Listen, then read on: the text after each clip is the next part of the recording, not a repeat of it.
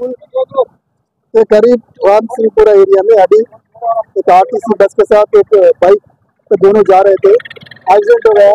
RTC bus का number है AP29Z1702 Kacheguda depot का है। बाइक का नंबर है TS08EM2477। बाइक पे जा रहे थे, एक्सीडेंट हो गया, स्पॉट डेड हो गया है। और रहने वाले ये यूपी गोरखपुर के रहने वाले हैं। ये उन लोगों का नाम क्या है, जॉब वगैरह अभी तो मालूम नहीं हुआ। वो एक उनका दोस्त है, उन्होंने अभी मन्ना के से मन्ना को शिफ्ट कर दिए। उनका स्टेटमेंट रिकॉर्ड करने के बाद केस रजिस्टर करके उसको इन्वेस्टिगेट कर नहीं बोल सकते नहीं मालूम। तो डिटेल्स उनका स्टेटमेंट रिकॉर्ड करने के बाद वो कहाँ रहने वाले हैं, यहाँ पे हैदराबाद में, वो उसका कैसे हुआ उसका केस रजिस्टर करके इन्वेस्टिगेट करें। बस काचीगुड़ा डिपो का है, काचीगुड़ा डिपो का। हाँ, ये AP29Z1702।